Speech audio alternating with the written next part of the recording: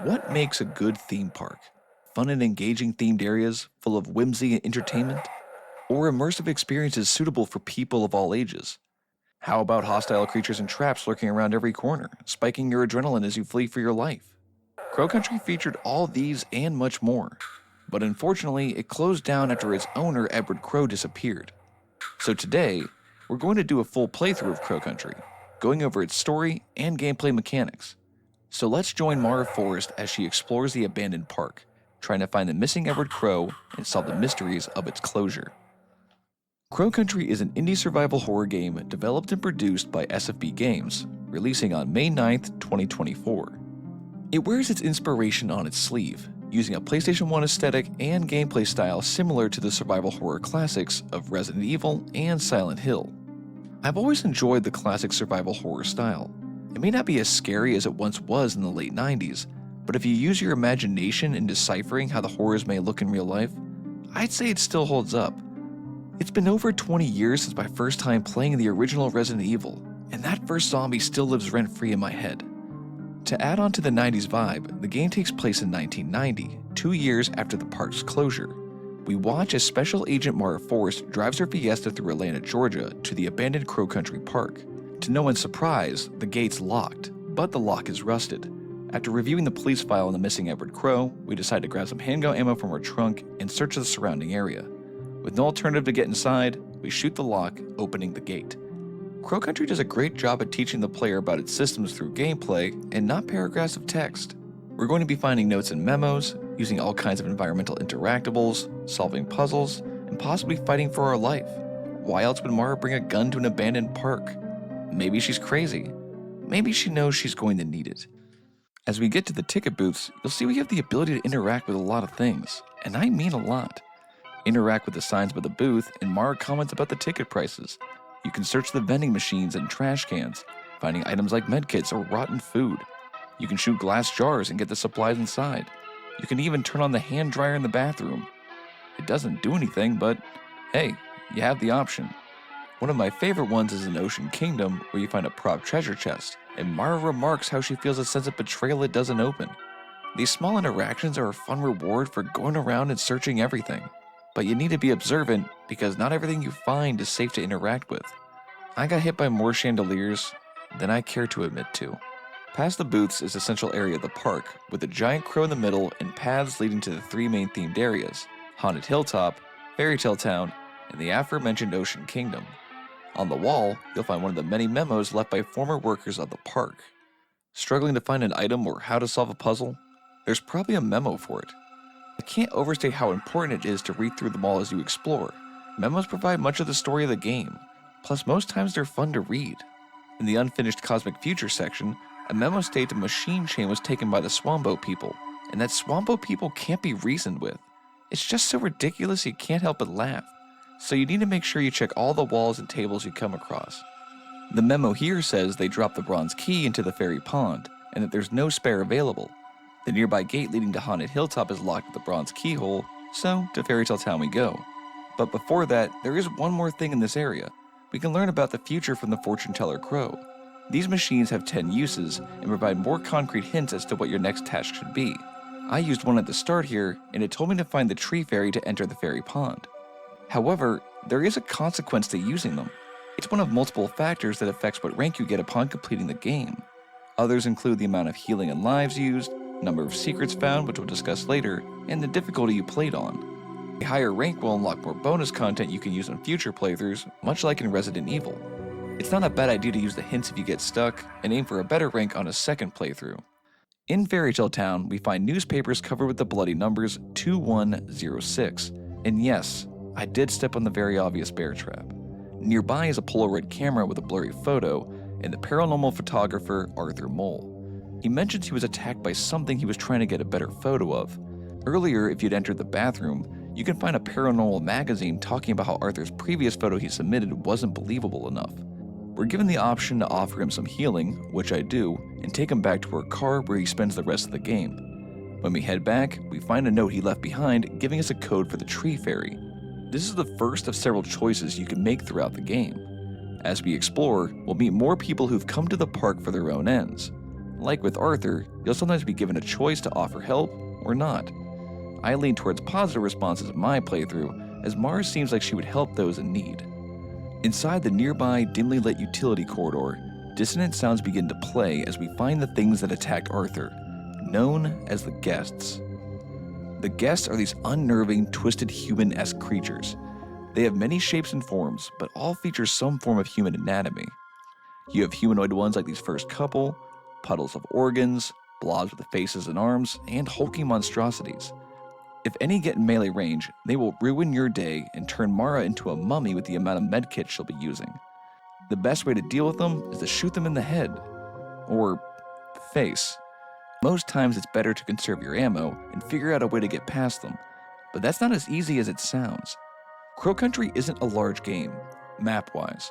You'll be going through the same areas over and over again. However, as the game progresses, more enemies and traps will spawn in these areas, making navigating them always a challenge. Earlier, you could run around the one or two Guests, but now there's more of them and more traps. Do you use your limited resources to thin out the enemies or disarm some of the traps? But then you may lack ammo for what's to come, such as more chandeliers. Back in the corridor, we find a crate full of gold and a shipping note from Marvin Trumbull from Para, Brazil. It seems Mr. Crow may have been running a smuggling operation, and we can access his dig site through the small house in Fairytale Town. The nearby lounge adds more questions than answers. We find a record from a man named Tolman. He recounts an event from March 21st, 1988, where an intruder appeared in a place called the Pool. The alarm was triggered, but the security doors showed no signs of use. When he tried to communicate with the intruder, it responded with strange sounds, and the sight of it unnerved him. It seems this was the first encounter with the Guests, but it doesn't answer what they are or where they came from, just that they appeared.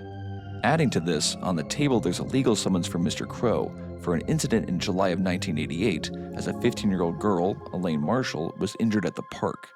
We can assume this was the primary cause of the closure. We also find a memo that tells us the magic words needed to access the fairy pond. Back outside, the park's officially back open as the Guests are all over the place. Head to the tree fairy, type the code, and speak the words. Inside, we find the water here is filthy and it needs to be purified. The cause being a dead animal trapped in the pipes. We need to tighten the valve until it's the correct pressure to run the filter, or we'll be breathing in some very foul air. Afterwards, we need to shoot the target in the water, and the fairy gives us the bronze key. In the nearby back room, we find our very first secret behind a hidden panel.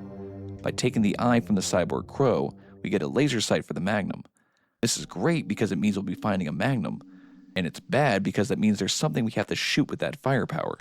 In Crow Country, there's a total of 15 secrets to discover, usually behind some form of puzzle. Later on, you can acquire an item which marks where they are on the map. Speaking of which, the map is fantastic. As you explore, Mara will mark areas as points of interest, similar to Silent Hill 1. Gameplay-wise, it acts as reminders of things you need to do, and narrative-wise, it makes sense that Mara make notes as she investigates the park. It's a feature I wish more games of the genre used. Before we leave Fairytale Town, we can enter the Swan Boat room and learn the park was built in the summer of 1986. We can also see the chain that was stolen on a swan, but we need an egg-shaped object of some kind to maneuver it. Odd. With the bronze key, we now have access to the haunted hilltop, where we find a woman banging on a locked door leading to the southeast utility corridor. This is Julie, and we offer to help her.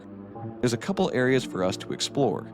In the dungeon, we find a newspaper connecting Crow to a very profitable Brazilian gold mine, and efforts have been made to try and conceal it. All the cell doors here are locked, and there's a computer that requires some sort of disk for us to unlock them. While we're here, there's one last thing to do, and that's to enter the Iron Maiden. You may think it leads to a game over, but in reality, it leads to another secret containing magnum ammo. Near the crypt is a note telling us of a crank handle we'll need for the Haunted Manor and Ocean Kingdom, and it's located in the same corridor Julie's trying to access. So, 2 crows with 1 stone. When we enter the crypt, the gate behind us closes, trapping us inside. The nearby note tells us to use the names on the graves to face the heads on them in specific directions, using the compass in the middle of the room. It's a simple but fun puzzle, and that's how I would describe most of Crow Country's puzzles. Fun to solve, and doesn't overstay its welcome. Some left me scratching my head for a while, having me review my notes until I get an aha moment, which was always so satisfying. And a couple, I'm looking at you train puzzle, did leave me baffled and searching for hints online. Once solved, a guest breaks through the wall, and sadly, we can't use the shotgun that's been pointed at us as it's just a plastic toy. Granted, if it was real, that'd be pretty messed up since this room was a puzzle meant to be solved by children. Just give it a few shots, and it'll go down easy enough. Once in the corridor, we undo the latch and let Julie inside. We agree to help her set up some tables and documents before she heads off to a nearby cell. The documents reveal she's a locally feared defense lawyer hired by the Marshall family. 2 years ago, after getting separated from her family at the park, Elaine was attacked by a man in a cage, resulting in injuries to her stomach and chest. These injuries have yet to heal due to an unknown bacterial infection that doctors believe had to be from a wild animal and not a human being. With Crow not answering any legal summons, this led to Julie taking matters in her own hands and trying to find him herself. Nearby is a machine room confirming the park was being used for gold smuggling. The gold comes from below, is ground up, then mixed with rocks from Brazil. It's odd that it comes in a cylinder shape, but we're gonna have to go underground if we want to find out more. On the way out, grab the crank handle from the nearby safe, and from here we have a few options. We can use the handle to open the gate leading to Ocean Kingdom, or ring the bell and enter Haunted Manor, which is what I opted to do. Crow Country's nonlinear nature gives the player a lot of freedom in how they explore. There's no wrong choice, as each option provides you nuggets of information about the park's mysteries or hints on how to solve a puzzle. How else would we know a machine chain was taken by those unreasonable Swambo people? The manor's a pretty cozy place, except for the trapped bookshelf, which happened to be one of the first things I examined. There's a handful of things to do here, starting with the 2 clocks. By using the crank handle, we can set both to a time the demon portrait tells us, giving us a red gemstone which has a strange use later. The next thing is to answer the phone that's been ringing non-stop. A mysterious voice tells us that they're glad we came back and are up and about. Then they hang up. Safe to say we'll be receiving more calls from our secret admirer. The last thing is to play the piano. By examining the portraits, you'll see a 4-letter word in all caps. By spelling these words using the keys on the piano, it'll open the portrait the word came from. Inside one, we find a passage to the staff hallway, and in another, we find the one and only Mushroom Boy. Man, I love this little guy. Whenever you find him, he'll offer to upgrade your equipment, and in this case, it's for the flamethrower, which means there's another cool weapon we have to find somewhere. In the staff hallway, as we pass a blue door, we hear a gunshot. The door leads to Douglas Pike's office, and we'll check it out shortly. Further inside, we find a sick woman who recently threw up in a corner. She says she was scratched by one of the guests and has felt ill ever since. We offer her an antidote, and it seems to tide her over. She introduces herself as Natalie Crow, Edward Crow's daughter and the one who filed the police report. Mara introduces herself, then questions Natalie about her father's whereabouts. But this confuses Natalie, as she spoke to a detective named Harrison James about her missing father. Mara quickly states that the detective couldn't make it due to car troubles, so she was sent instead. She then asks to enter Crow's office, and Natalie tells Mara that her father isn't inside. But if she wants to enter, it's going to be a bit of a challenge. First, she needs to find a gold key, and second, find a way to turn off the electrified door handle.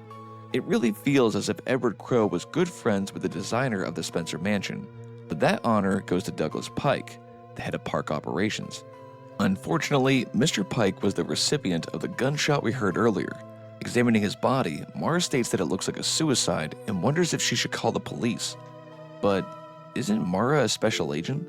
This isn't the first weird action that puts into question Mara's identity. If you've interacted with a cigarette dispenser, Mara will state that she's not allowed to smoke, which is something someone under the legal age might say. Combining this with how Natalie was going to call Mara too young to be an agent, and the person on the phone knows who she is, who is Mara Forrest?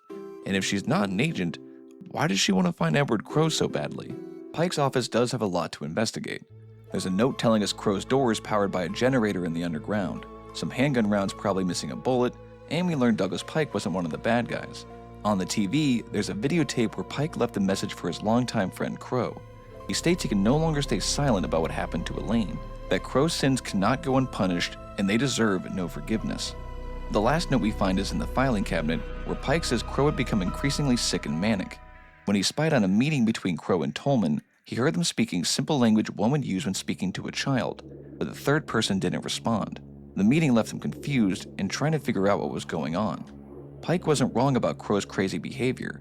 Back in the hallway, we find another of Tolman's records, dated March 27, 1988. Tolman recounts 2 more of the guests had appeared, revealing they had come out of the pool mentioned earlier.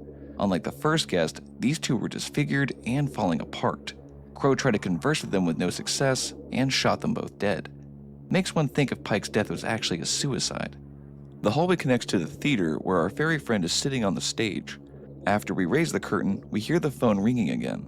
Our secret admirer tells us there were 7 roots, and they harvested 6 of them, leaving 1 for posterity, then hangs up again. This admirer is most likely Edward Crow, but once again, more questions than answers. Before we leave, we learn we can take a battery from the mermaids to power the big crow, and we'll need to put something in the water tank for the ferry.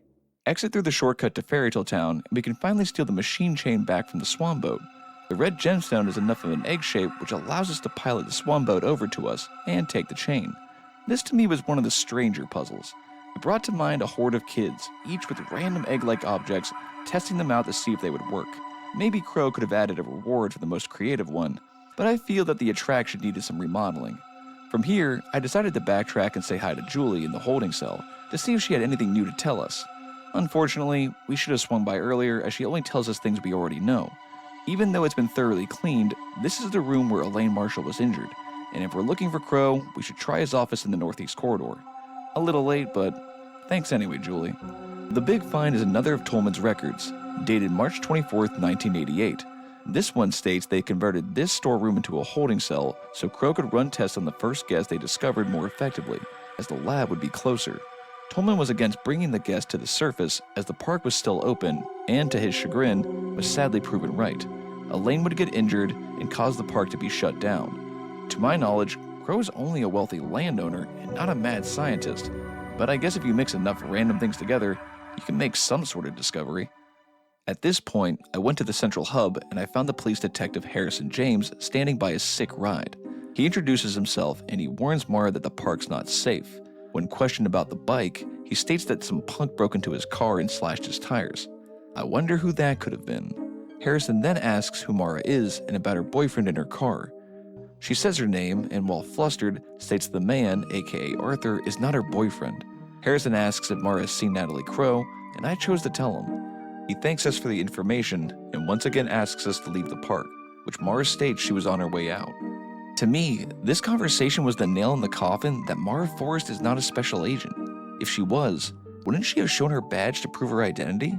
On that note, something I didn't realize until I reviewed my footage is if you look at the badge in your inventory and compare the ID number to the police file from the start of the game, you can discover it's the same as Harrison James's.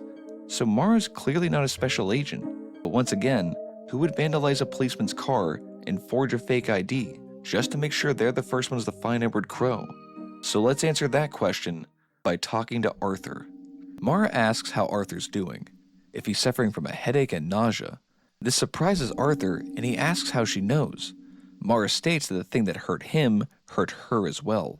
Arthur asks if he needs to go to the hospital and when they're leaving, but Mara asks him to sit tight, saying that she can't leave until she finds Edward Crow, as there's something that she needs to tell him. Now, if you put 2 and 2 together, it's safe to assume Mara Forrest is Elaine Marshall. This isn't confirmed until the very end of the game, so I'll continue to call her Mara. But I love the way the game hints at this conclusion through all the interactables, notes, and dialogue. It's fantastically done, and this made me more invested in the story after I discovered this. What does Elaine truly want? What happened with her mysterious infection? What exactly are the guests? Well, we're gonna have to keep diving deeper to figure it all out. On that note, let's continue our backtracking from earlier. Back in Fairytale Town, we entered the dig site with the bronze key. I forgot to go here earlier, but hey, that's my bad. Inside, we find a laser for the shotgun inside a bucket, and another of Tolman's notes dated June 3rd, 1986. This one explains they failed to hire a company to excavate the roots. It was forming a paper trail, and they were taking too long and asking too many questions. What we need to do here is fill the giant hole with resin, attach the chain to the crane to pull up what's down there, then blast it with the flamethrower after giving it some fuel. And what we get is a woeful mask. Not something I expected to find in a hole, but it does open a door in Haunted Hilltop. On the way, we can swing by the mushroom. This room was closed earlier, but is open now. We find the Mushroom King who wants to dine with someone, and on the table are 6 mushrooms to eat. 3 safe, 3 deadly. The deadly ones are no joke. They'll damage and poison you, and can kill you if you forget to double check your life. Don't do drugs, kids. So, you would think we need to figure out which 3 are safe, then only consume those ones, right? Well, you're wrong. We need to eat all 6 of them. After eating all the psychedelics, Mushroom Boy appears out of the king's cap and upgrades the damage of our handgun. To me, this is the worst puzzle in the game as it's counterintuitive. The game teaches you to avoid taking damage as you have limited resources. So why bother telling the player which mushrooms are safe and not if you need to eat all of them anyway, hurting yourself in the process? Overall, I just find it a badly designed puzzle. And fortunately, it's the exception and not the rule. Mask in hand, we head to the haunted hilltop and enter the Witchwood. This place is a simple maze where we need to avoid traps such as chandeliers and make our way to the center. Doing this gets us a trident and causes all hell to break loose until we exit the area. Head back to the main hub, and before heading through the OSHA-violating gate to Ocean Kingdom, we hear the phone ringing once again. This time, the admirer confirms the first guest arrived from the pool in 1988, and then rambles about how it was a critical point in time before hanging up again. If you're confused, don't worry, I was too, but this will all be explained by the end of the game. Ocean Kingdom is where we finally get the tried and true survival horror classic, the shotgun. Enter the submarine and you'll see a shooting gallery filled with sea creatures. Each sea creature has a different point value, and we need to get to 21. Pull out the pistol, shoot the creatures, and acquire the problem solver. We can test the merchandise just outside, and what can I say? Shotguns in survival horror games are always so satisfying to use. Most of the doors here are locked except for the arcades. We'll play some games once we get the power back on, but until then, let's say hello to the shifty Marvin Trumbull. He introduces himself as a business partner of Crow's who recently came back from overseas. He asks Mara if she knows where Crow is, and Mara tells him she doesn't, but believes he's around here somewhere. Marvin then complains about trying to use the northwest elevator, but says Tolman, Crow's root excavation guy, was lurking around. He decides to head out, telling Mara he's going towards the southwest elevator, leaving her confused. If the sleazy businessman doesn't have answers, I guess we'll have to ask Tolman, the man we read so much about. In the northwest corridor, we pass a very unsuspicious box, and our admirer contacts us again. They state they never wanted the gold, but their father, who bought the Crow Country land, had left it to them when they passed away, and hangs up again. This all but confirms the man on the phone is Edward Crow, and to me, seems to be seeking forgiveness from Mara as he knows he's speaking to Elaine Marshall. I'm not sure she's gonna forgive him though. Just look at Tolman's door. When Mara couldn't find a keyhole to the locked door, she viciously kicked it, then cheered when violence solved her problem as a silver keyhole appeared behind the sign. I just recommend staying away, Crow. Far, far away. Anyway, with 2 keys to find, we continue exploring. We can open a shortcut in the back part of the lounge, and on the table there's a note from Marvin. This one states there's going to be a national level inspection for the mine, and in order to make sure it's legitimate, he sent soil and rocks which we found earlier to mix with the gold. We also see Detective Harrison enjoying some light reading about gold mining by the fire. Mara banters with him and then asks if he's been injured by the creatures. Harrison says he's fine, and Mara strongly urges him to get out while he can, but he refuses as he's yet to find Natalie due to all the locked doors. I like Harrison. He seems to be one of the good guys, and I hope nothing bad happens to him. Double back from the lounge and head to the restaurant. It's full of rotten food and some goofy looking sea monsters surrounding a locked chest. We'll deal with them shortly as Crow calls again. For the first time, he asks about his daughter Natalie. Mara tells him she's here, but got injured by the guests. Crow gets quiet, then hangs up. If Crow's been able to keep track and contact us at various phones, it surprises me he knew nothing about Natalie being here. Regardless, there's a chest to open. A note tells us the monsters follow the trident we got earlier, and we need to be facing towards the center. Knock on their glass to get their attention, then stand in front of the chest, and we acquire the silver key. In the corner, another of Tolman's records talks about how Crow was experimenting with the pool. He would submerge a key within it, and when he pulled it back out, it would return distorted. Beside this, if you mix the correct flavors at the soda fountain, a chalkboard reveals the code to the wooden bureau in the lounge. Speaking of codes, the one to unlock the restaurant's main door is 1234. A note from management complains about this being a security concern, and I believe the person who set this code thought they were so clever. They probably have their computer password as the word password too. Head back to the lounge and open the bureau to get the map of secrets. This is the item that reveals where all secrets are in your map. I'm not going to cover all the secrets in this video, but I will highlight some notable ones as we go on. With the silver key, we can speak to the man we've heard so much about. However, he doesn't want to speak to us. As Mara introduces herself, Tolman interrupts her, commenting about her hair, saying that it looks dyed. If we came here earlier, this would have been a hint to question Mara's identity. Mara asks about Crow in the park, but Tolman has no interest in answering and responds curtly, telling her she needs to hop in her car and leave with Arthur. Mara asks about getting the elevators up and running, and Tolman says we'll have to figure it out ourselves. His nearby record on March 21st, 1989, tells us the guests have been appearing every day, and like we found earlier on the newspapers, so is the numbers 2106. This room features my favorite puzzle of the game. To turn on the elevators, we need to find the word to play on the piano, like we did in the manor. On the TV are 4 VHS tapes, each about a different historical tragedy. When you play one of the tapes, a letter will flicker on the screen during the narration, but that doesn't tell us the order. If you look to the left, you'll see 4 calendars, each with the same year as the tapes. Play the letters in the order of the years, and the power turns back on. It took me a while to solve this, but hats off to you, Tolman. It was fun. On our way out, Tolman urges Mara to stop, but we can't. We've come too far to quit now.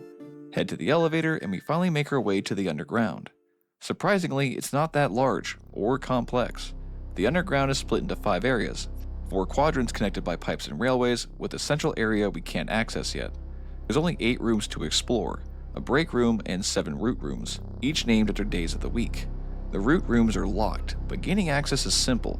We only need to head to the break room and flip a switch. Easy, right? Honestly, I should have seen this one coming. The room was filled with supplies, and the puzzle was simply flipping a switch. Fortunately, the guest isn't that difficult, and the shotgun makes quick work of it. With the switch flipped, we finally see one of the roots in person. In Route Wednesday is a massive mechanical-looking green tube filled with gold, and a giant saw beside it. We now have the full picture of the smuggling operation. Crow would cut a root into parts with a saw, transport it topside, process it, then smuggle it to the mine in Brazil. But this doesn't explain where the roots came from. They look man-made, the green casing designed to protect the gold inside. If they were constructed, who built and placed them in Georgia for Crow's family to find? Was it the guests or somebody else? It's a question we'll have to ask the man himself. Outside Route Thursday, we see a familiar pink bike with Detective Harrison hiding inside. He's doing just fine. He finally found Natalie, but she was acting weird and telling him he needs to leave. Mara agrees with Natalie's statement, but he wants to help. He tried to turn off the giant gas vent, but couldn't figure it out. Sadly, we can't help either, as we need a data disk to access the computer. In Route Tuesday, we find an electrocution machine with a pile of gore underneath it. I'm assuming we'll be charging the battery when we find it and not torturing somebody, but Mara does enjoy violence. Head to Route Monday and we chat with Marvin Tolman. These two absolutely despise each other, but are willing to answer some of our questions in between all the insults they throw at one another. Tolman confirms some of our thoughts from earlier. The root's outer shell is made of copper, and inside is 24-karat gold. Root excavation is the act of cutting the root into parts and bringing it topside to extract the gold. We learn from Marvin that he's on the run from the Brazilian government as he was selling too much high-quality gold. Crow kept his name off all the paperwork to keep the US government from linking the gold back to his land, so he kept all the profits, and Marv was the one to lose all his assets until he appears in court. He's come back to find Crow and get what he believes he's owed. Afterwards, they both tell Mara to leave, so we do, and I go back to the surface, as we need to find some items to make progress and check out some secrets along the way. Back in the central hub, we can use the silver key to enter the gift shop. As expected, the shop is full of all kinds of Crow Country paraphernalia. At the register, there's a note from Crow asking for 3 gifts for Natalie and to leave their price total for him to pay later. How kind of him to purchase his own merch. Mushroom Boy is also here, and he upgrades the capacity of our shotgun. Thanks, man. You're the best. Go around the shop, examine the price tags of the 3 gifts, and add them together at the register. Turns out this cashier was packing as we acquire a 44 Magnum. This bad boy hits hard, but we can make it hit even harder. I went to Ocean Kingdom next and found the door to the delivery garage was now open. Inside there's a note telling us of an elevator behind the large Crow, and the switch for it is in Crow's office. There's another shipping crate with something moving inside. It's Julie, and we help her out again. She says some guy with sweaty hands snuck up behind her and threw her in the crate. Mara wonders if it was Marvin as he would fit the bill, and Julie offers to help us to return the favor. There's also another machine room nearby, showing the cut-up roots being brought up from the underground and gold being separated from the copper casing.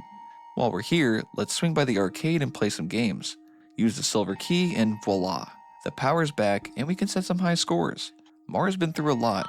I think she's earned a little R&R. Let's shoot some hoops, race a boat, and everyone's favorite, trivia. What kind of food should you eat most every day? Obviously, meat, right? Alright, well, this is just wrong. Now I know what you're thinking. Do we really have time for this? We actually need to set certain high scores on the cabinets to get the data disk from the change machine, giving us the ability to access the computers that we found throughout the park. First up is the dungeon, and it's another simple puzzle. On each cell, there's a description of a prisoner it holds, and at the computer, we type the number of legs, arms, head, and eyes they have to open the door. The only important cell is the mermaids, where we get an empty bottle of acid we'll fill up later. There's also a hidden 5th cell you can unlock here. Put in the traits of a human, and back at the crypt, you can open a coffin to find a realistic wax figure of Ophelia, Douglas Pike's daughter. It's a bit creepy, but we can rob her grave and upgrade our medkits. Thanks, Ophelia. Next up is the train room. It's located in the central hub, and we use the bronze key to enter. Inside is one of the most frustrating puzzles, at least for me. There's a display of 4 train cars, and by using the train gates, we need to figure out the name of each car, then type their first initial in order at the computer. Both gates bring out 2 cars, and they share a car between them. Compare the colors, and through the process of elimination, you solve the puzzle. In reality, the puzzle isn't too complicated, but man did it take me too long to solve. The reward for our troubles is the flamethrower. Back at the entrance, you can use the silver key to open the trunk of the other car beside Mara's Fiesta. It's Crow's, and we steal a pair of running shoes meant for Natalie. Sorry, Natalie. These shoes make me run faster, and I need a new pair after all the running I've done. Run back to Ocean Kingdom, and we can open the door with no handle with the power of fire. Don't get too close to the broken grate. It won't end well. Trust me. Mushroom Boy paints our Magnum gold, making it stronger, and then there's this weird octopus scale thing that gets us more Magnum ammo. This one I also had to look up, and it's pretty cool. Turns out when you shoot the sea creatures in the shooting gallery, it'll tell you facts about them on a nearby screen, such as the octopus's weight. With all that done, it's back to investigating the underground. In Route Sunday is the route preserved for posterity, and it seems Crow spent a lot of time here. There's a chair surrounded by bottles of liquor, and it made me wonder, with all the crazy stuff that was happening, would he come down here, have a drink, and contemplate if it was all worth it? He's been telling Mara his life story through phone calls, so maybe he has regrets about the way he became rich. There's also the generator powering Crow's electrified door, and that can be turned off with a bullet. Nearby is Route Saturday, and we find a model of the roots. They extend from what looks to be a pool of liquid underground all the way to the surface. There's nothing else important here, but it's crazy to think that we have to go even further down to find this mysterious pool. In Route Friday, there's a large tank of acid dripping on the remains of former guests. Mara's unfazed by the decomposition and simply fills the bottle from earlier with more acid. And don't worry, I didn't forget about Harrison. To turn off the gas vent, we need to do some math and set the pressure to 50. Harrison congratulates Mara and again asks her to leave. Of course she says no, and that about does it for the underground.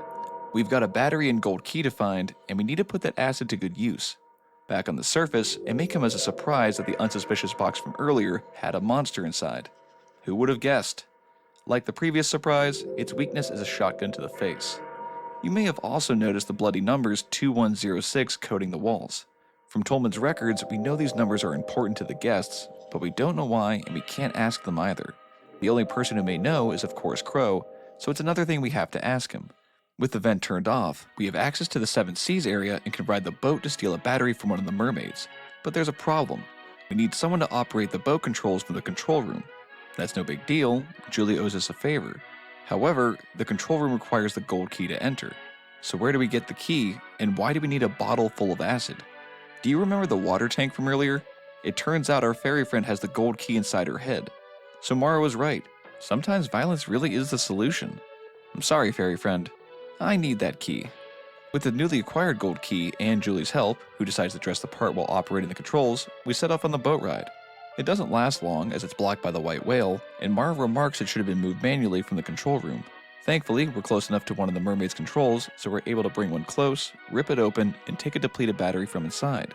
Head back to the control room, and Julie's gone missing, leaving behind a bloodstain and her glasses. I'm sure she's fine. To make matters worse, night has fallen, and for the first time, I felt afraid. Fear is at its highest when your imagination runs wild about the creature or thing that's lurking in the shadows. The reduced vision and dark ambience, combined with the guest's malformed appearance, make the outside parts of the park genuinely terrifying. As I made my way to Crow's office, it honestly felt like something was always around the corner, ready to reach out and murder me. Once we reach his office, Crow contacts us again. He says that he's glad that we've been killing the guests, that as the root excavation continued, they became more broken, not deserving to live anymore. He states they can't be allowed to exit the park and infect more people, and then hangs up. There's a lot to take in here, so let's get to it. On the wall is Crow's degree in biochemistry. This explains why he was conducting experiments on the guests. He was a man of science trying to figure them out, and not just some crazy old rich guy. The nearby dresser has another note from Marvin. This one stating the mining inspection failed, and the Brazilian authorities are asking questions about the gold. In the center of the room is a slide projector, informing us Crow had names for all the different guests he discovered from the pool. The small ones are goblins, the skeleton ones are spindles, and so on.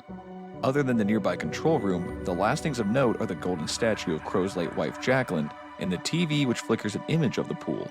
Pull in the photo beside Jacqueline and it causes the statue to roll forward, revealing a hidden room designed like a campsite. Inside there's a campfire, a banner of stars, and the tip of root sundae wriggling around.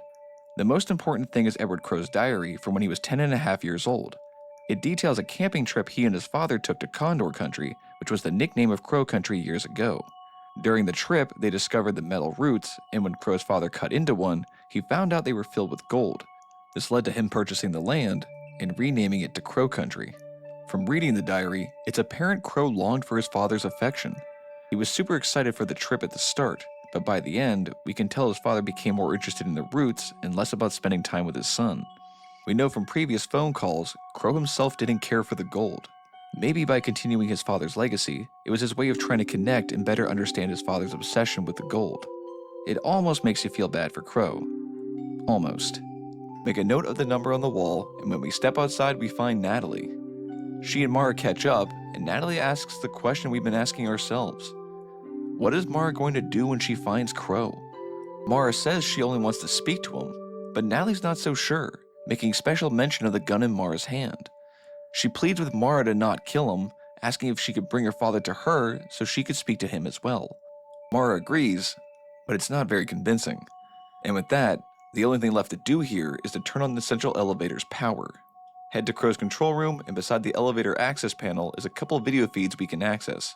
One is of a guest who shows no response to Mara's questions, and the other is of the park's entrance, where we can check in on Arthur. His condition has worsened, but Mara tells him to hang in there and assures him they'll be leaving soon. Use the code from the camp room wall to unlock the switch, flip it, and of course, it wouldn't be Crow Country without a guest bursting in from somewhere and the exit being locked after solving the puzzle. This is the guest from the video feed, and like the others, it's weak to the shotgun. Make a quick trip to the gore-covered electrocution device to charge the battery, place it inside the large crow, and when we turn it on, we watch it walk off. Straight out of Mara's life, never to be seen again. We don't have the luxury to enjoy the moment as someone shoots at us from the darkness. Fortunately, they missed, but that's not the case for a friend of ours. After we take the elevator down and weave through a room full of guests, we find the body of Detective Harrison with a bullet in his chest. I join Mara in mourning his loss. He was genuinely one of the good guys, trying his best to help even though he sucked at navigating the park.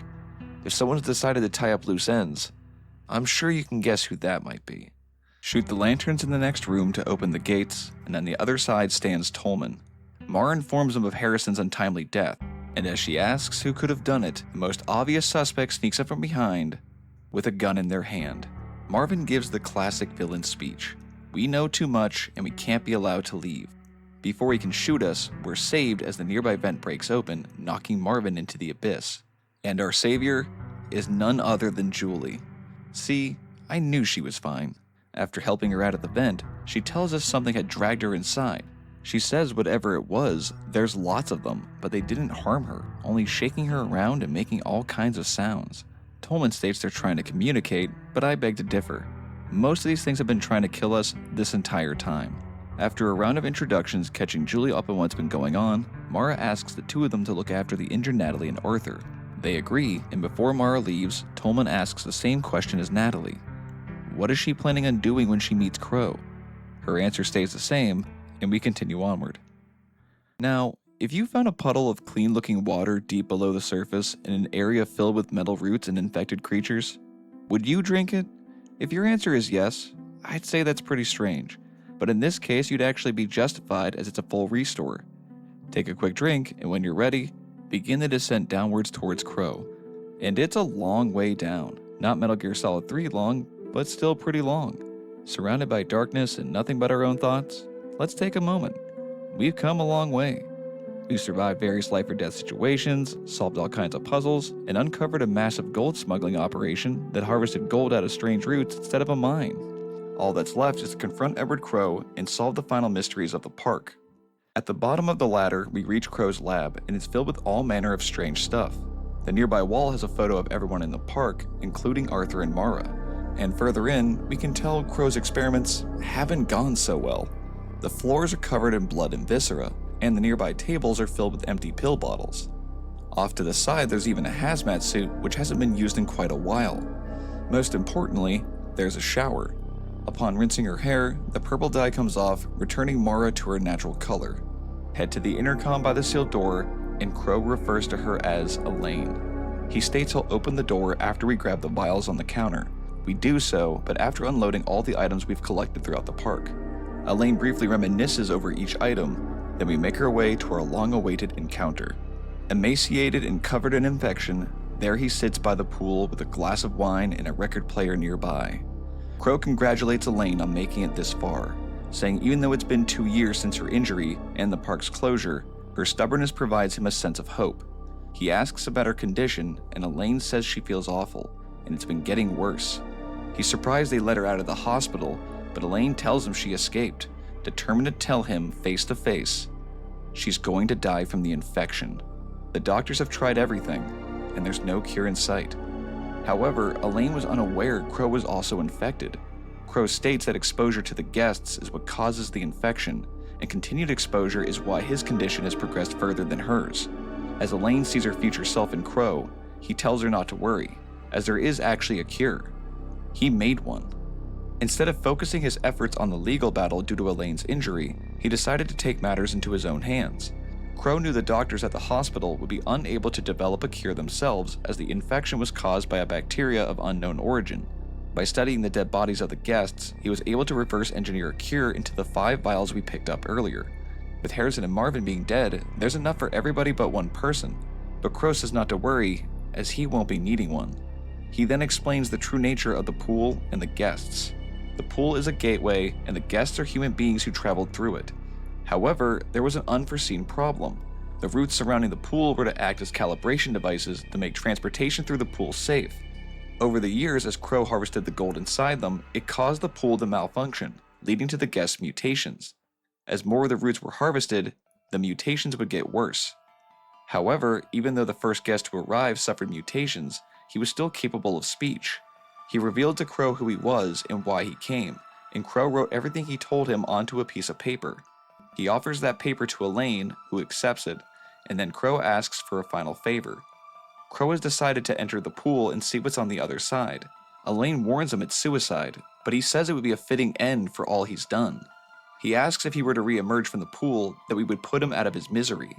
He says farewell, raising a toast to our future, then sits in his chair, falling backwards into the pool. The room begins to shake and the roots descend into the pool. Before the final fight, we're able to examine the paper and learn the meaning of the numbers 2106.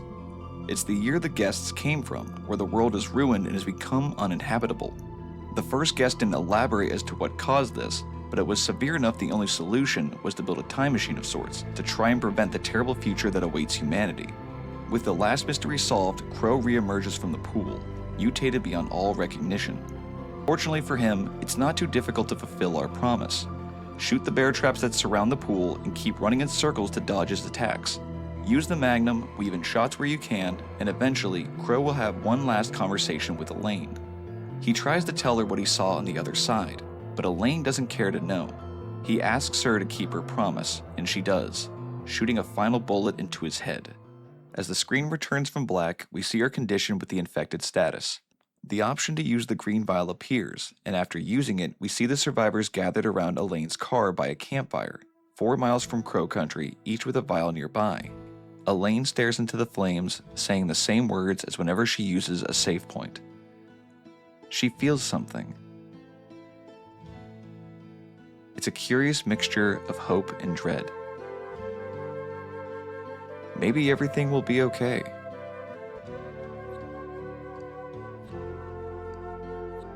And maybe it won't. And that is the end of Crow Country. If you ever wanted the classic survival horror experience, Crow Country is definitely one I'd recommend. The park is a blast to explore, full of fun interactables and puzzles that keep you excited for the next one you find. The campy dialogue between characters and memos you discover made me feel like I was back in the 90s playing the original Resident Evil or Silent Hill. Much like those games, it isn't perfect. Aiming the gun at times can be a bit janky, and the camera's position as you enter new areas can have you accidentally re-enter where you just came from. I also feel the game could have done more with its horror elements. The park is incredibly scary at nighttime. It really drives home the guests are terrifying things you want to avoid. But by the time it occurs, it's near the tail end of the game, and you've unlocked shortcuts where you can circumvent the outside. All in all, these complaints are minor and pale in comparison to everything Crow Country does right. Even though you just watched me play through it, you should give it a try. There are certainly things I missed you may discover, and replayability and going for a higher rank when you finish the game. Thank you guys so much for watching, and I appreciate you stopping by.